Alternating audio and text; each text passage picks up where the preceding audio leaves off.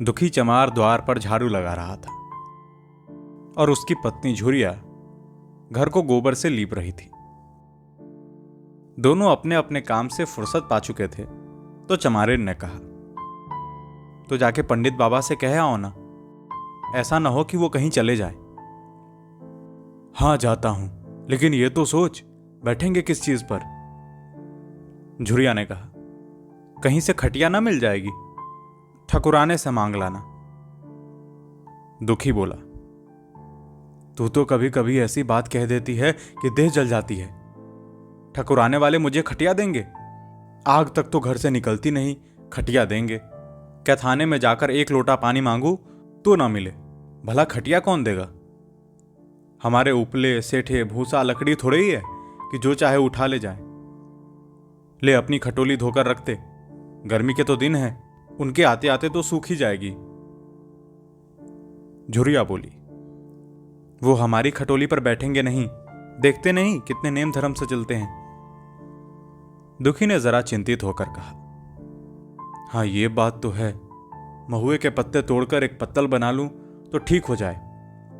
पत्तल में बड़े बड़े आदमी खाते हैं, वो पवित्र हैं। ला तो डंडा, पत्ते तोड़ लूं। झुरिया ने कहा, पत्तल मैं भी बना लूंगी, तुम जाओ, लेकिन हां उन्हें सीधा भी तो देना होगा। अपनी थाली में रख दूं? कहीं ऐसा गजब न करना, नहीं तो सीधा भी जाए और थाली भी फूटे। बाबा थाली उठाकर पटक देंगे, उनको बड़ी जल्दी विरोध चढ़ जाता है। क्रोध में पंडिताइन को भी नहीं छोड़ते हैं। पत्तल में सीधा भी देना, हां, मुदा तू छूना मत।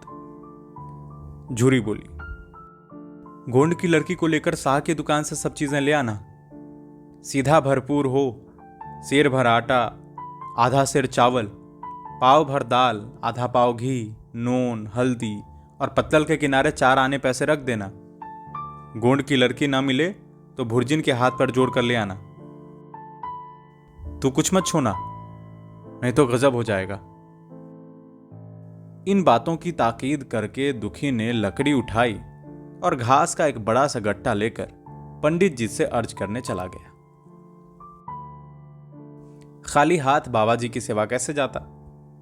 नजराने के लिए उसके पास घास के सिवाय और क्या था? उसे खाली देखकर तो बाबा दूर से ही दुत्कारते। पंडित घासीराम ईश्वर के परम भक्त थे। नींद खुलते ही ईशोपासन में लग जाते। मुंह हाथ धोते धोते 8 बजते, तब असली पूजा शुरू होती, जिसका पहला भाग भंग की तैयारी थी। उसके बाद आधा घंटे चंदन रगड़ते, फिर आईने के सामने एक तिनके से माथे पर तिलक लगाते। चंदन की 2 रेखाओं के बीच में लाल रोरी की बिंदी भी होती थी। फिर छाती पर, बाहों पर चंदन की गोल गोल मुद्रिकाएं बनाते।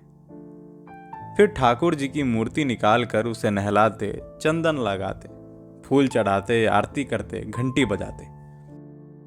10 बजते बजते वो पूजन से उठते और भंग छानकर बाहर आते।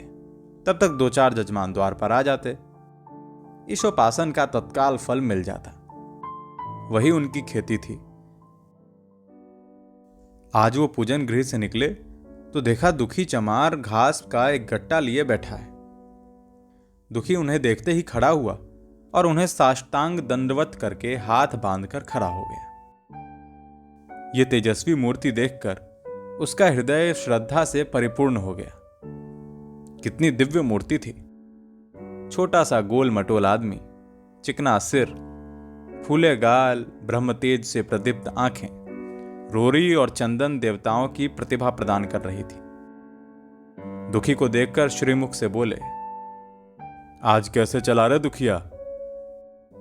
दुखी ने सिर झुकाकर कहा, बिटिया की सगाई कर रहा हूं महाराज, कुछ शायद सगुन विचारना है, कब मर्जी होगी? घासी बोले, आज मुझे छुट्टी नहीं, हां सांझ तक आ जाऊंगा। दुखी बोला, नहीं महाराज, जल्दी मर्जी हो जा, सब सामान ठीक कर आया हूं, ये घास कहां रख दूं?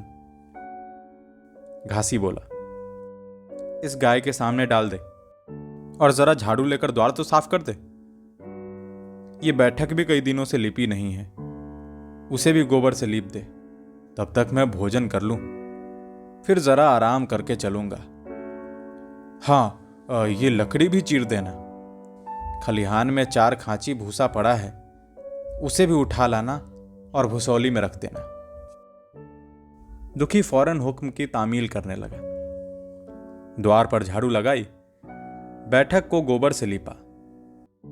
तब 12 बज गए। पंडित जी भोजन करके चले गए। दुखी ने सुबह से कुछ नहीं खाया था। उसे भी जोर की भूख लगी, पर वहां खाने को क्या धारा था। घर यहां से मील भर था। वो खाने चला जाए तो पंडित जी बिगड़ जाएंगे। बेचारे ने भूख दबाई और लकड़ी फाड़ने लगा। लकड़ी की मोटी सी गांठ थी जिस पर पहले कितने ही भक्तों ने अपना जोर आजमा लिया था। वो उसी दमखम के साथ लोहे से लोहा लेने को तैयार थी। दुखी घास छीलकर बाजार ले जाता था। लकड़ी चीरने का उसे अभ्यास न था। घास उसके खुरपे के सामने सिर झुका देती थी। यहां कसकस कर कुल्हाड़ी का भरपूर हाथ लगाता, पर उस गांठ पर निशान तक न पड़ता था। कुल्हाड़ी उचट जाती। पसीने में तर था, हांफता था, थककर बैठ जाता था, फिर उठता था। हाथ उठाए न उठते थे। पांव कांप रहे थे, कमर न सीधी होती थी, आंखें तले अंधेरा हो रहा था, सिर में चक्कर आ रहे थे, तितलियां उड़ रही थी, फिर भी अपना काम किए जाता था। अगर एक चिलम तंबाकू पीने को मिल जाती तो शायद कुछ ताकत आती।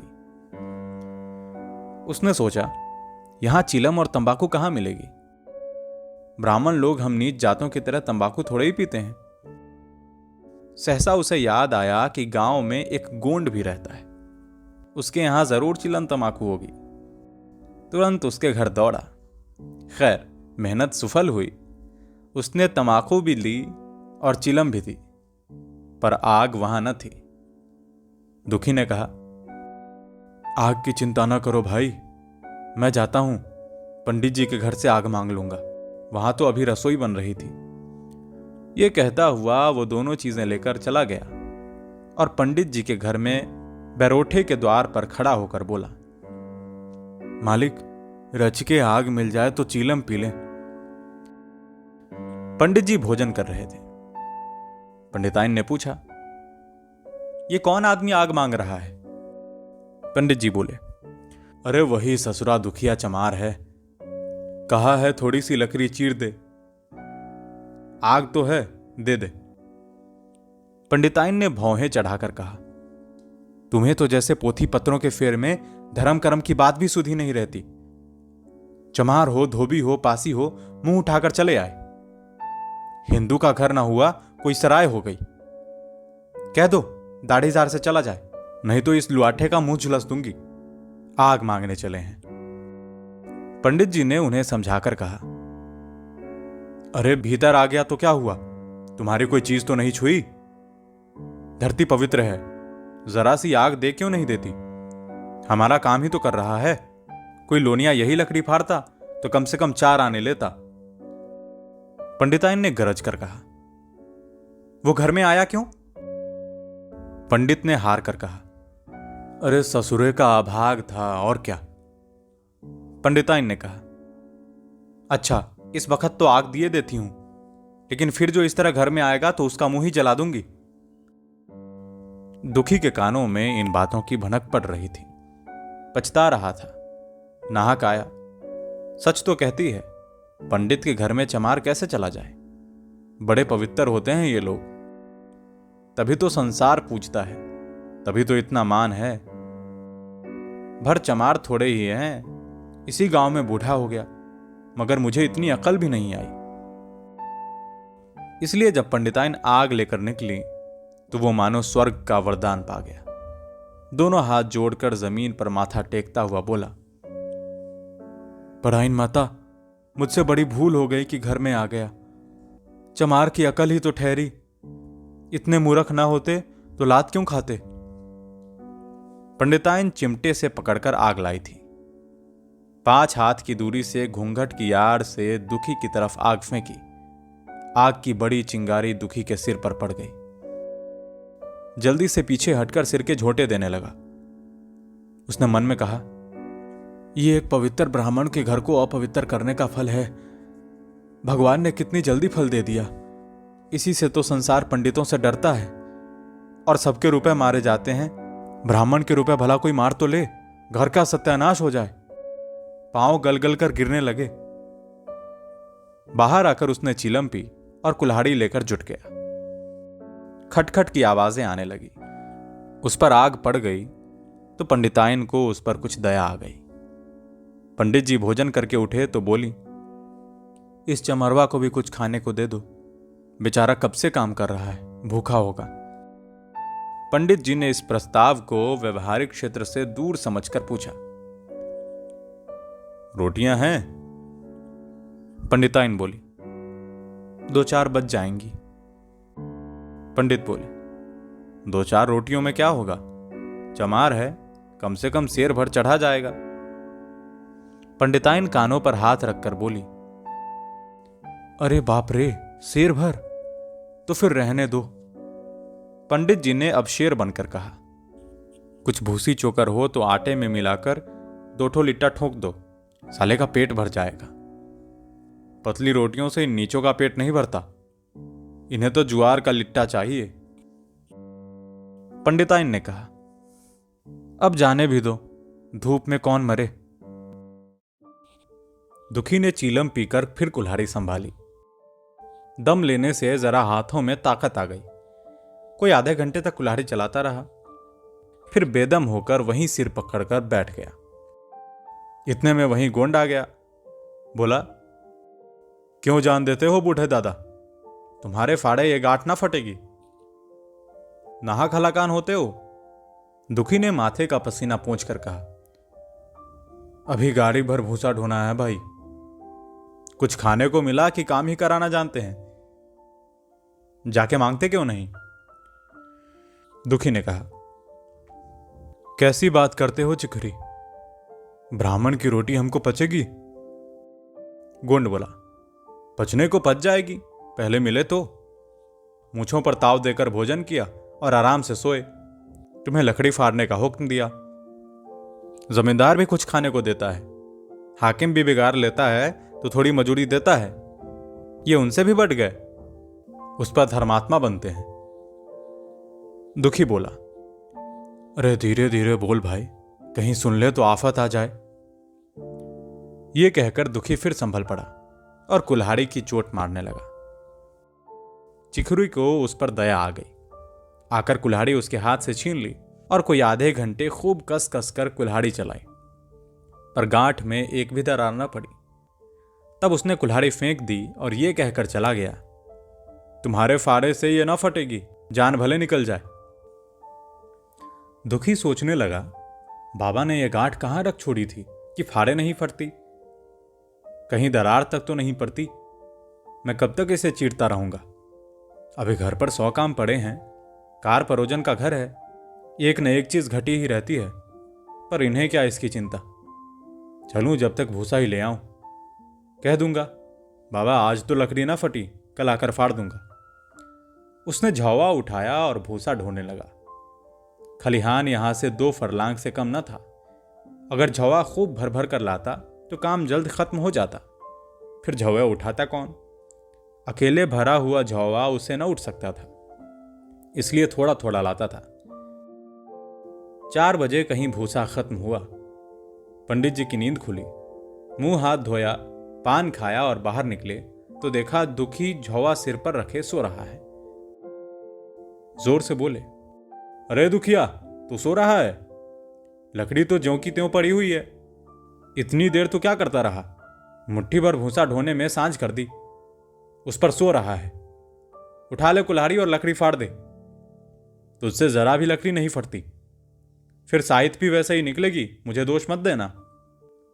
इसी से कहा है कि नीच के घर में खाने को क्या हुआ, उसकी आंख बदली। दुखी ने फिर कुल्हाड़ी उठाई। जो बातें पहले सोच रखी थी वो सब भूल गई। पेट पीठ में धंसा जा रहा था। आज सवेरे जलपान तक न किया था, अवकाश ही न मिला। उठना ही पहाड़ मालूम होता था। जी डूबा जाता था। पर दिल को समझाकर उठा। पंडित है, कहीं साइड ठीक से ना विचारे तो सत्यानाश ही हो जाए। जभी तो संसार में इतना मान है, साइद का ही तो सब खेल है, जिसे चाहे बिगाड़ दें। पंडित जी गांठ के पास आकर खड़े हो गए और बढ़ावा देने लगे। हाँ हाँ, मार, कसके मार, अबे जोर से मार, तेरे हाथ में तो जैसे दम ही नहीं है। दुखी अपने होश में न था। न जाने कौन सी गुप्त शक्ति उसके हाथों को चला रही थी। वो थकान, भूख, कमजोरी सब मानो भाग गए। उसे अपने बाहुबल पर स्वयं आश्चर्य हो रहा था। एक एक चोट वज्र की तरह पड़ती थी। आधे घंटे तक इसी उन्माद की दशा में हाथ चलाता रहा, यहां तक कि लकड़ी बीच से फट गई और दुखी के हाथ कुल्हाड़ी से छूटकर गिर पड़ी। इसके साथ वो भी चक्कर खाकर गिर पड़ा। भूखा प्यासा थका हुआ शरीर जवाब दे गया। पंडित जी ने पुकारा, अरे उठ के 2-4 हाथ और लगा दे, पतली पतली चैलियां हो जाए। दुखी ना उठा। पंडित जी ने उसे दिख करना भी उचित न समझा। भीतर जाकर बूटी छानी, शौच गए, स्नान किया और पंडिताई बाना पहनकर निकले। दुखी अभी भी वहीं पड़ा हुआ था। जोर से पुकारा, अरे क्या पड़े रहोगे दुखी, चलो तुम्हारे ही घर चल रहा हूं, सब सामान ठीक ठीक है ना।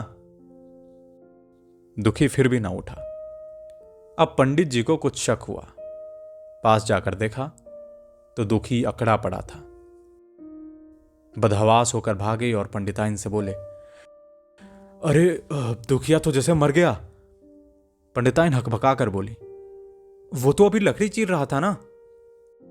पंडित बोले, हाँ हाँ, लकड़ी चीरते चीरते मर गया, अब क्या होगा। पंडिताइन ने शांत होकर कहा, होगा क्या, चमरौने में कहला भेजो, मुर्दा उठाकर ले जाएं। एक क्षण में गांव में खबर हो गई। पूरे ब्राह्मणों की ही बस्ती थी, केवल एक घर गोंड का था। लोगों ने इधर का रास्ता छोड़ दिया। कुएं का रास्ता उधर से ही था। पानी कैसे भरा जाए। चमार की लाश के पास से जाकर पानी कौन भरे। एक बुढ़िया ने पंडित जी से कहा, अब मुर्दा फिकवाते क्यों नहीं, कोई गांव में पानी पिएगा कि नहीं। इधर गोंड ने चमरौने में जाकर सबसे कह दिया है कि खबरदार मुर्दा उठाने मत जाना, अभी पुलिस की तहकीकात होगी। दिल लगी है कि एक गरीब की जान ले ली, पंडित जी होंगे तो अपने घर के होंगे, लाश उठाओगे तो तुम भी पकड़े जाओगे। इसके बाद ही पंडित जी पहुंचे, पर चमरौने का कोई आदमी लाश उठाने को तैयार न था। हां, दुखी की स्त्री और कन्या दोनों हाय हाय कहती हुई वहां चली आई और पंडित जी के द्वार पर आकर सिर पीट पीट कर रोने लगी। उनके साथ 10-5 और चमारिनें थीं।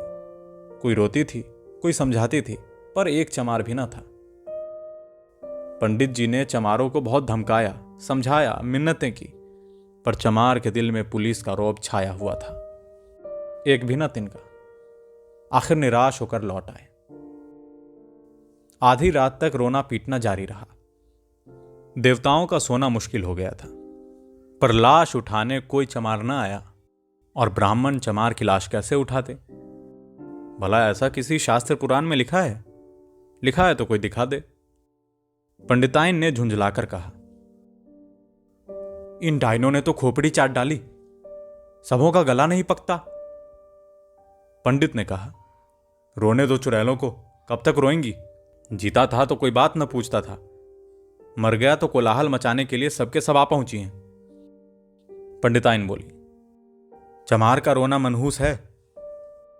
पंडित बोला, हां बहुत मनहूस। पंडिताइन बोली, अभी से दुर्गंध उठने लगी। पंडित बोला, चमार था ससुरा की नहीं, साध असाध किसी का विचार है इन सबों को।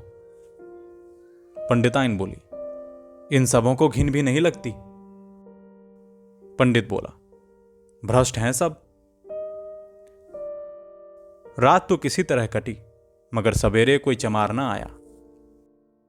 चमारी ने भी रो पीट कर चली गई। दुर्गंध कुछ कुछ फैलने लगी। पंडित जी ने एक रस्सी निकाली, उसका फंदा बनाकर मुर्दे के पैर में डाला और फंदे को खींच कर कस दिया। अभी कुछ कुछ धुंधलका था। पंडित जी ने रस्सी पकड़कर लाश को घसीटना शुरू किया और गांव के बाहर घसीट ले गए। वहां से आकर तुरंत स्नान किया, दुर्गा पाठ पढ़ा और घर में गंगा जल छिड़का। उधर दुखी की लाश को खेत में गीदड़ और गिद्ध, कुत्ते और कौवे नोच रहे थे। यही जीवन पर्यंत की भक्ति, सेवा और निष्ठा का पुरस्कार था। आप सुन रहे थे मुंशी प्रेमचंद जी की लिखी कहानी सदगति। मेरा नाम है सचिन सिंह प्रभात और इस कहानी को प्रोड्यूस किया है शीर्षक त्रिपाठी ने। आपको कैसी लगी ये कहानी हमें कमेंट करके बताएं और ऐसी ही कहानियों के लिए सुनते रहें टेल स्पॉट, किस्से कहानियों का अड्डा।